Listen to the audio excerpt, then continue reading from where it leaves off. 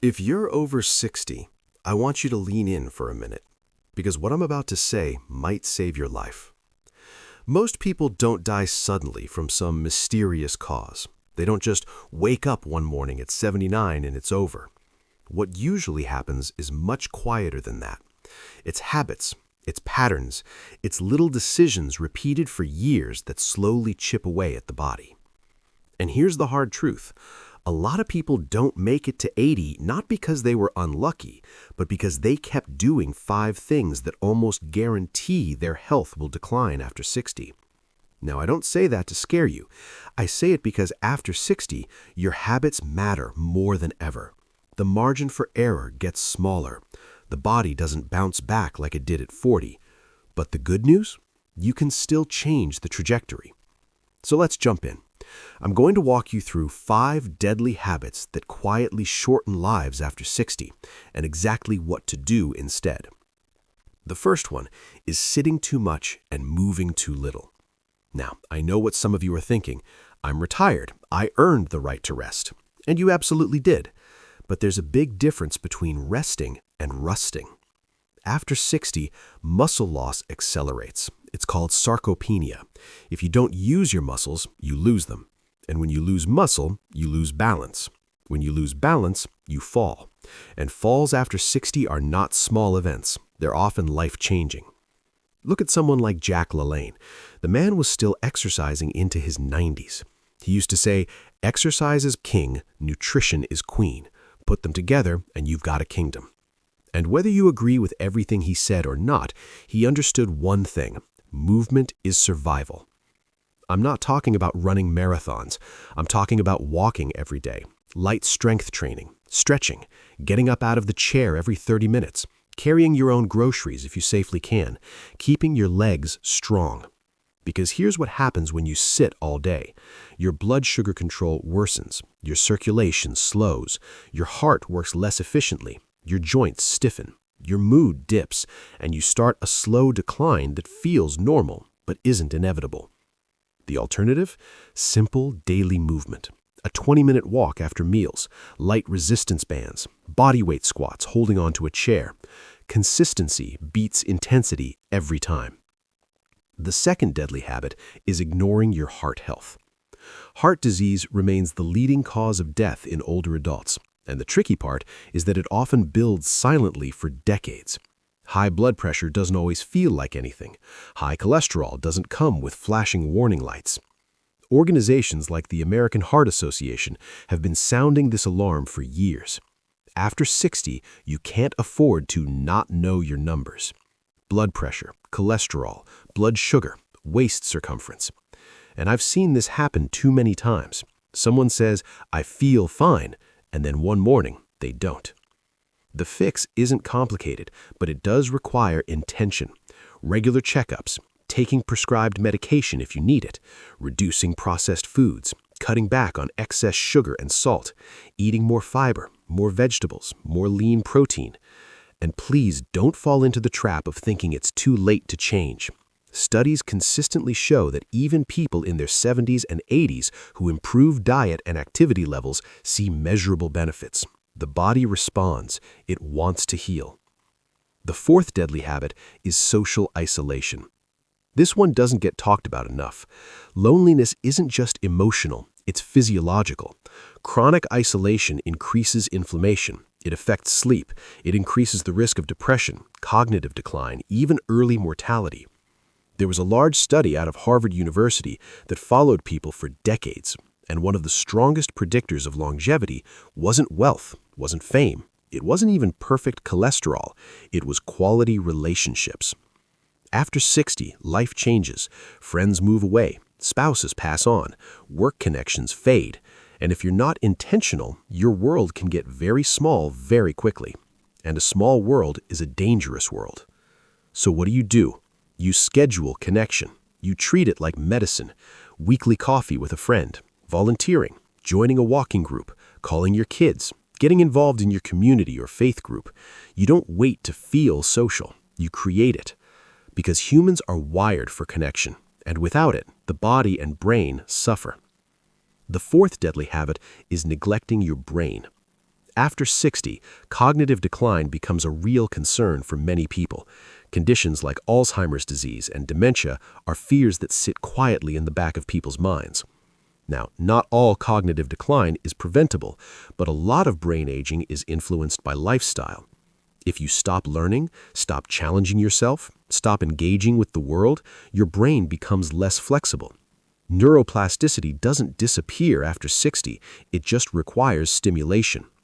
Read books that stretch you, learn a new skill, take an online class, practice memory exercises. Even simple things like taking a different route on your walk or learning new recipes can activate your brain. And here's something people overlook. Physical exercise supports brain health. Increased blood flow to the brain supports cognitive function. Movement and mental sharpness are linked. The fifth deadly habit is chronic stress that never gets addressed. Now, stress is part of life, always has been. But chronic, unrelenting stress raises cortisol levels. It increases blood pressure. It weakens the immune system. It disrupts sleep. And poor sleep after 60 is not a small issue. Sleep is when the body repairs itself. It's when the brain clears waste products. It's when hormones reset. If you're constantly worried about finances, family, health, the world, and you never decompress, it wears on you. Simple daily practices can help. Deep breathing, prayer, meditation, gentle stretching before bed, limiting late-night news consumption, protecting your sleep routine. You don't need to eliminate stress. You need to manage it. Now, here's what I want you to understand. None of these habits kill overnight. They accumulate. And because they accumulate slowly, they're easy to ignore. But the opposite is also true. Positive habits accumulate too. A daily walk, a healthy meal, a phone call, a good night's sleep, a strength workout twice a week. These things stack up. They compound. I've met 65-year-olds who look and feel 85, and I've met 85-year-olds who look and feel 65. The difference is rarely luck alone. It's lifestyle. After 60, your body becomes less forgiving, but it also becomes more responsive to care. Treat it well, and it often rewards you quickly. Now, in the next part, I'm going to go deeper. I'm going to talk about hidden warning signs most people miss, the specific daily routine adjustments that dramatically increase your odds of reaching 80 and beyond, and one overlooked factor that ties all 5 of these habits together. If this hit home for you, stay with me. All right, let's keep going. Because knowing the 5 deadly habits is one thing, but understanding how they sneak up on you, that's where the real power is. Here's what most people miss after 60. Decline doesn't usually feel dramatic. It feels gradual. You stop taking the stairs because your knees ache. You skip your walk because it's cold. You cancel lunch because you're just tired. You stay up late watching the news. You snack a little more, you move a little less. Nothing feels catastrophic until 5 years go by. And suddenly your strength is down, your balance is off, your blood pressure is up, your world feels smaller. So let me walk you through the warning signs most people ignore. If you're getting winded doing things that were easy a year ago, that's not just aging, that's deconditioning. If you've stopped carrying groceries because they feel heavy, that's muscle loss. If you feel stiff getting out of a chair, that's mobility declining. If you're skipping social events because it feels like too much effort, that's isolation creeping in. And if you're waking up at 3 a.m. every night with your mind racing, that's unmanaged stress. These are not random, they're signals. Now here's where this gets hopeful. The body after 60 is still incredibly adaptable. Researchers have shown that people in their 70s and 80s can build muscle with resistance training. Blood pressure can improve with consistent walking. Blood sugar can stabilize with diet changes. Even cognitive function can sharpen with mental engagement. This isn't theory, it's biology. Let's go deeper into how to avoid these habits in practical, everyday terms. First, movement needs to become non-negotiable. Not extreme, not exhausting, just consistent. Think in terms of daily minimums.